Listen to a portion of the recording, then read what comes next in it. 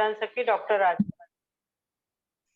मी आदरणीय गायत्री जी फुसे, जिन्होंने दूसरों की दुख पीड़ा को समझकर संपूर्ण विश्व के स्वास्थ्य की चिंता कर देहदान का निर्णय लिया। आज उनके प्रति कृतज्ञता व्यक्त करने हेतु उपस्थित है इस सभा में हमारे राष्ट्रीय नेत्र देह अंग रक्तदान प्रमुख आदरणीय यवतमाल शाखा से शाखा अध्यक्ष पूनम जी जयपुरिया व नेत्रदान सखी, वीडियो सहयोगी विनीता जी और जलगांव शाखा के सदस्य दीप्ति जी और सुधा जी। तो मैं हमारी राष्ट्रीय प्रकल्प प्रमुख आदरणीय सुशीला जी से निवेदन करूंगी कि वे आपके प्रति कृतज्ञता व्यक्त करें। आदरणीय सुशीला जी फरमाने।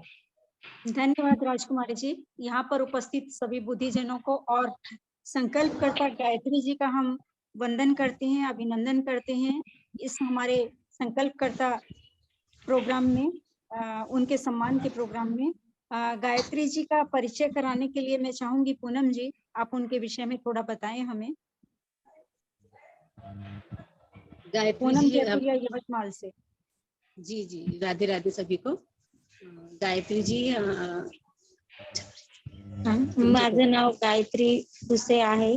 मी घरगुती काम करत असते आणि मी रॅली बद्दल ऐकलं होतं आणि त्यामुळे मला देहदान करायची हे होती। मग मी गवारले मॅडम कडे आली आणि फॉर्म भरला।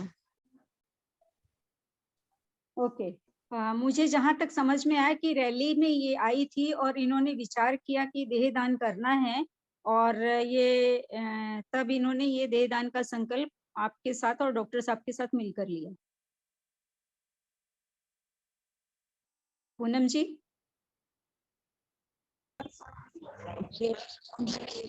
तो वो देख के इनकी इच्छा हुई कि मैडम मुझे भी अपना बॉडी डोनेशन करना है ताकि मैं किसी के काम आ सकूं।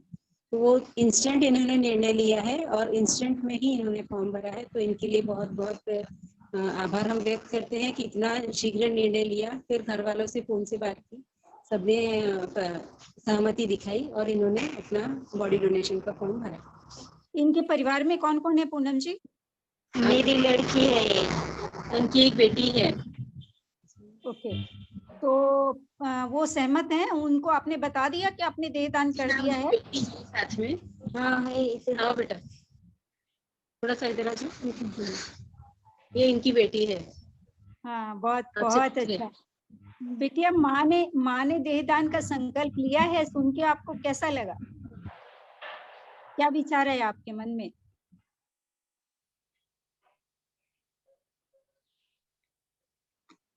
पूनम जी, आवाज।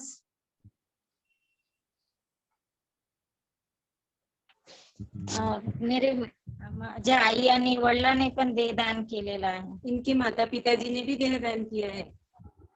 ओहो, गायत्री जी के माता पिता ने भी देहदान किया, तो ये तो इनकी फिर एक पारिवारिक परंपरा हो गई। बहुत बढ़िया, बहुत अच्छा। बिटिया का नाम क्या है? गायत्री जी की बिटिया का नाम?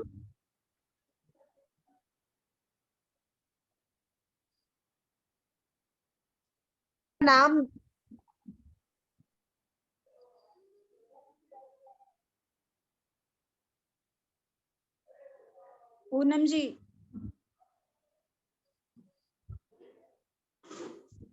जिन्होंने भी देहदान किया है उनका नाम है दिड़मुठे। ओके, तुरंत ही देहदान का संकल्प लेने का निर्णय करना बहुत ही बड़ा मतलब अचीवमेंट है। उनके संस्कार हैं कि उनके माता पिता ने पहले देहदान किया है, तब वो इस बारे में सोच पाई और तुरंत इस चीज का निर्णय ले पाई, और उनकी पुत्री भी इसके लिए तैयार हो गई। मतलब 3 पीढ़ी इस काम में लगी हुई है। हम सोच भी नहीं सकते कि इनके माता पिता जब गुजरे होंगे, क्या उम्र रही होगी, और उन्होंने देहदान किया। कितनी ऊंची सोच इनकी है। पूनम जी, मैं चाहूंगी थोड़ा सा आप इनके विषय में बताएं, ये क्या काम करती हैं, और इनका फैमिली में बाकी सब भी इसी तरह की सोच के लोग हैं क्या?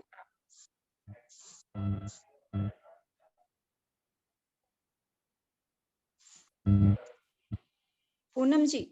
मेरे नेबर की हुई है, और उनके जो मतलब मेरे यहाँ वो एज अ पेशेंट भी आती थी, और फिर देहदान उसकी मदर का अभी 2 महीने पहले डेथ हो गया। तो उनको ट्रीटमेंट भी थी मेरी, और मैं उसको जो मतलब देहदान उन्होंने भी करवाया, फॉर्म भरवाया था ना पहले, तो उसके बाद फिर मैं उसको जैसे ये देहदान का भी बता के रखी थी, उसके फादर ने भी 2012 में ही देहदान का फॉर्म भरा था, तो लेकिन फादर उसके है अभी लाइव, लेकिन मदर का उनके डेथ हो गया, और फादर भी उनके पैरालिटिक है, और दोनों उनका मतलब पैरों से वो पैरालिटिक है, तो उसके कारण वो बेड रिडन ही है, और उसकी घर की परिस्थिति भी इकोनॉमिकल स्टेट अच्छी नहीं है, और वो घर के काम करके मदर फादर को वो मतलब मदर फादर के घर पे ही रहती है। उसको एक बेटी है, वो बेटी का एजुकेशन भी करती है, और गायत्री के आंखों में एक आंखों से उसकी दृष्टि का प्रॉब्लम है, और दूसरी आंखों पे भी उसको अप टू 50% ही दिखता है। तो उस तरीके से वो मतलब उसको काम मिलने का भी प्रॉब्लम था, क्योंकि दिखता नहीं, तो लोग घर के कामों में भी उसको रखते नहीं थे ना, सोच के कि भाई उसको ठीक से जाकर वो अपने घर का करती है, बेटी को भी पढ़ाती है, उसके हस्बैंड उनके साथ नहीं रहते, और माता पिता भी अपाहिज थे। उसकी माँ एक्चुअली किडनी पेशेंट थी, और तो उसने ये निर्णय लिया कि वो बेटी को अपने पढ़ाएंगी और अपने माता पिता की सेवा करेंगी।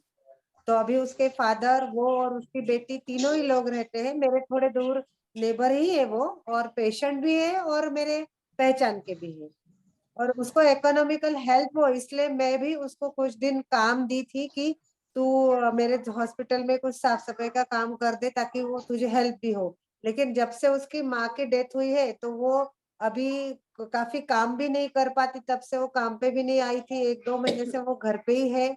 अब कुछ दिनों बाद वो रिस्टार्ट करेंगी चालू काम बाकी पे। बहुत बहुत धन्यवाद डॉक्टर साहिबा, आपने जो इतना इस महिला के विषय में बताया, मेरे पास तो शब्द ही नहीं है।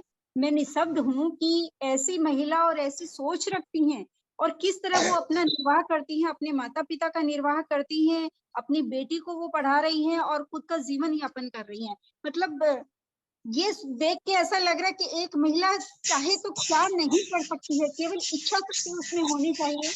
खुद की ग्रोथ भी वो कर लेती है, अपने परिवार का भी लालन पालन कर लेती है, किसी भी स्थिति में हो। आप सोचिए, उनकी 2 आंखों में से भी एक आंख की 50% रोशनी आप बता रहे हैं नहीं है, उसके बावजूद भी वो इतनी हिम्मत से सामना करके आज खड़ी है। बड़े बड़े जो क्या कहूँ कि आज जो बच्चे थोड़ा सा भी कुछ सोचते हैं और गलत लाइन में चले जाते हैं, ये उनके मुंह पर तमाशा है कि भैया सीखिए आप इनसे, इस महिला से। बाकी ये हमारे लिए बहुत ही प्रेरणादायी है, इसके लिए तो हम सच सच इन्हें नमन करते हैं, वंदन करते हैं। राजकुमारी जी। 2011 में इनके पिताजी ने देहदान किया था, और 2013 में इनकी माताजी ने देहदान का संकल्प लिया था, पर उनके पैर में कुछ जख्म होने से और किडनी का प्रॉब्लम होने से उनका बॉडी डोनेशन नहीं हुआ था, गवर्नमेंट ने डिक्लाइन कर दिया था। तो ये भी एक चीज़ है कि अगर पैर में कुछ इन्फेक्शन है, आपका कुछ जख्म है, तो हम बॉडी डोनेशन नहीं कर सकते। इस तरह से इन्होंने हमें अभी इस बारे में बताया है कि हम जो कहते हैं कि हम बॉडी डोनेट कर सकते हैं, पर उस समय अगर बॉडी डोनेशन में बॉडी की अगर परिस्थिति इस तरह से नहीं है कि हम उसे गवर्नमेंट में अप्रूवल हो सके, तो ये भी एक बहुत बड़ा मुद्दा है कि हम जब करते हैं डोनेशन, तो बॉडी की कंडीशन भी ऐसी होना चाहिए कि आगे कोई प्रॉब्लम ना हो। अदरवाइज गवर्नमेंट से भी कैंसिल होती है कि हाँ हमने फॉर्म भरा है, लेकिन उस समय परिस्थिति कैसी होती है तो ही हम कर सकते हैं डोनेशन। बिल्कुल सही कहा पूनम जी, ये बात भी निकल कर आई कि भाई संकल्प पत्र तो भर सकते हैं, पर स्थिति उस टाइम कैसी होगी शरीर की, वो किस अवस्था में शरीर शांत होगा, डिपेंड उस पे करता है। तो इस प्रोग्राम के लिए सत सत हम नमन करते हैं, वंदन करते हैं गायत्री जी को।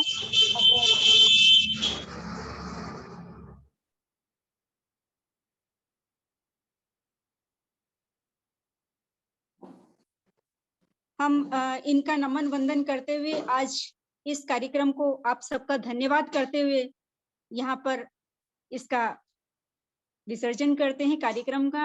आपको सत सत नमन है, वंदन है। डॉक्टर साहब का भी हम धन्यवाद करते हैं कि आपने इतना सहयोग किया, और फ्यूचर में भी आपका सहयोग मिलता रहेगा हमारे अखिल भारतीय मारवाड़ी महिला सम्मेलन को इसके लिए आपको बहुत बहुत धन्यवाद।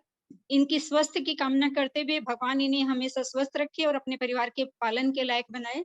धन्यवाद सभी को।